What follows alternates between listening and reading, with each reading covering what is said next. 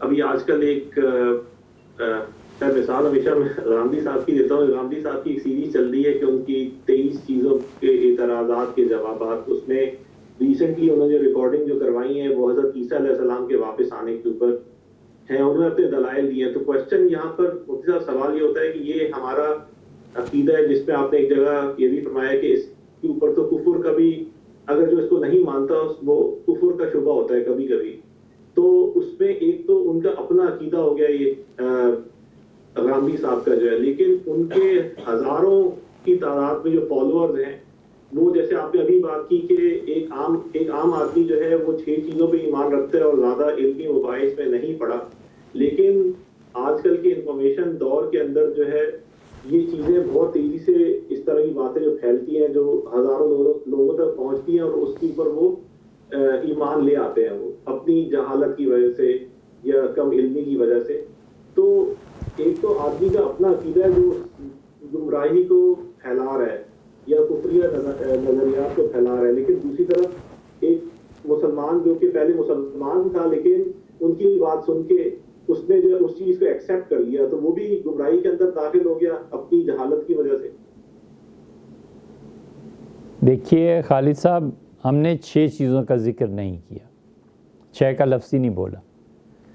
یہ عرض کیا ہے کہ قرآن کریم نے جن چیزوں کے متعلق کہا ہے کہ کل ایمان لائے, حضور صلی اللہ علیہ وسلم امت کے, فرشتوں پہ, اس پہ, اور اس کے ساتھ ہی ہم نے یہ بھی کہا ہے کہ ضروریات دین پہ.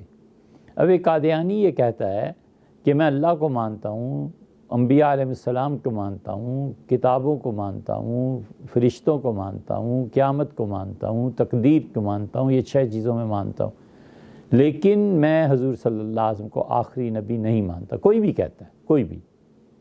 یہ ضروریات دین میں سے ہے کہ انہیں آخری نبی مانا جائے. ایک کہتا ہے میں سب مانتا ہوں لیکن ابو بکر رضی اللہ عنہ کو صحابی بھی نہیں مانتا.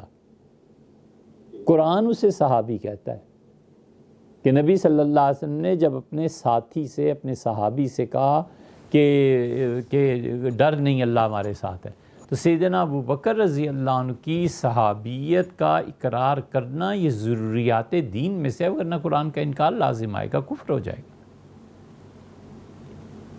تو اس لیے ہم اپنی اس بات کی تصحیح کر رہے ہیں کہ اگر 6 لفظوں کا بھی کہا ہے اور ضروریات دین کا, کہ اسے ضروریات دین کا قائل ہونا چاہیے. دوسری بات, جہاں تک کسی کا بھی تعلق ہے, ہم نام لیے بغیر ہی بات کریں تو زیادہ مناسب لگتا ہے. کوئی بھی آدمی ہے بھیا, اسے سیدنا مسیح علیہ السلام کی حیات کا اور ان کی آمد ثانی, یعنی وہ دنیا میں دوبارہ تشریف لائیں گے, اس کا انکار نہیں کرنا چاہیے. شروع یہاں سے ہوتا ہے کہ عقلی دلائل یہ ہیں, عقل میں یہ آتا ہے, عقل میں یہ آتا ہے, عقل میں یہ آتا ہے. یہ جو پیچھے 1400 سال پوری امت ہے, 1500 سال, ان میں سے کتنے لوگ منکر ہیں؟ جو روایات امام مالک رحمۃ اللہ علیہ کے متعلق ہیں وہ غلط فہمی پہ مبنی ہے. عبید اللہ سندھی رحمۃ اللہ نے ایک جگہ لکھا ہے کہ حضرت عمر رضی اللہ عنہ سیدنا مسیح علیہ السلام کے آنے کے قائل نہیں تھے. چھان مارا پورا کتب خانہ کہ حضرت سندھی نے یہ کیسے کہہ دیا کہ سیدنا عمر رضی اللہ عنہ قائل نہیں تھے. اس کی وجہ یہ ہے کہ وہ تقریر ان کے شاگردوں نے لکھی ہے, اب وہ چھپ گئی ہے. قادیانی اسے بھی کہتے ہیں لوگ, مولانا عبید اللہ سندھی. یار جنہوں نے لکھی ہے, نقل کیا ہے, حضرت نے پتہ نہیں کیا کہا ہوگا, اس نے کیا لکھا ہوگا, کیا اس میں ترمیم تنسیخ ہوئی ہوگی, کیا ہوا ہوگا, کچھ پتہ نہیں. حضرت نے کہا مولانا سندھی نے, تو مولانا سندھی نے کہاں سے کہہ دیا ہے؟ سیدنا عمر رضی اللہ عنہ ان کے درمیان سینکڑوں سال کا وقفہ ہے, یہ ان کو کہاں سے مل گئی تھی یہ بات کہ آخر کسی کتاب میں ہی ہوگی نا, آج تک ہمیں تو نہ ملی. کم سے کم بھی 22-23 سال ہو گئے کہ یا اللہ کہیں تو یہ ہمیں تو نہ ملا. اچھا ابن حزم قائل نہیں تھا, فلاں کا 8-10 آدمیوں کے نام لیتے ہیں, اور ان کے مقابلے میں باقی پوری امت جو اس بات کی قائل ہے, یہ کیا کرتے رہے, انہیں نہیں پتا تھا کہ عقیدہ کیا ہے. حتیٰ کہ انہی فقہا نے جنہوں نے عقیدے پہ بحث کی, اہل سنہ نے, عبد القاہر کو آپ دیکھیں, جرجانی نے پوری کتاب لکھی ہے عقیدے پہ, اور اس کے آخر پہ کہتے ہیں کہ ہم اہل سنہ کا عقیدہ یہ ہے, یہ ہے, یہ ہے, یہ ہے, اور پھر اس پہ چلتے چلتے وہ لکھ گئے ہیں اسی پہ کہ سیدنا مسیح علیہ الصلوۃ والسلام کو ماننا کہ ہمارے عقائد میں داخل ہے، اور پھر ایک اور باب میں لکھا کہ فلاں جو انکار کرتے ہیں یہ کفر ہے، اور لکھا ہے ان کے دوبارہ آمد کا انکار کفر ہے۔ یہ کوئی چھوٹا سا مسئلہ نہیں ہے، یہ مسئلہ بہت بڑا ہے۔ جتنے حضرات کسی کی بھی پیروی کرتے ہیں، دیکھیں انہوں نے بھی اور ہم نے قبروں میں جانا۔ اگر یہ کفر اسلام کا جھگڑا نہیں ہے تو خدا مجھ سے پوچھے گا کہ نہیں پوچھے گا کہ تم کون ہوتے تھے کہ ایک چیز کو جو ایمان اور کفر کا مسئلہ نہیں تھا ایسے تم بیان کرتے رہے؟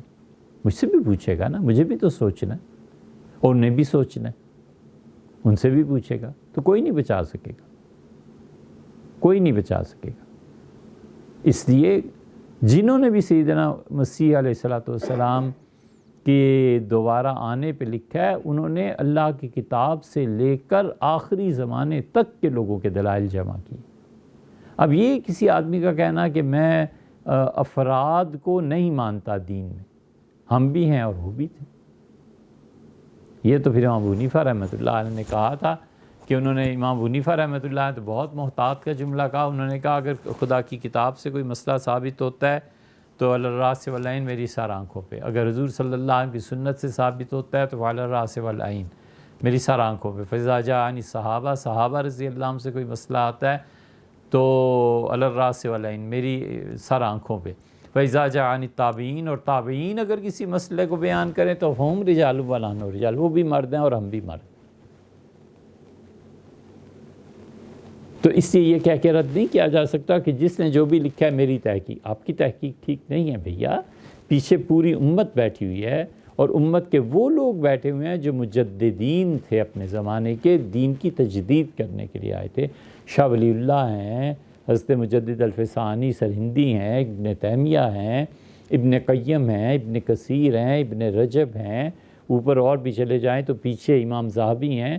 یہ سارے کے سارے عقیدے کے کٹھلے اور پتلے تھے، ہر ایک تصریح کرتا ہے کہ حضرت عیسیٰ علیہ الصلوۃ والسلام آئیں گے، آپ کہاں جاتے ہیں؟ اس سے درخواست ان سے ہے کہ اس مسئلے پہ ضرور غور فرما لیں۔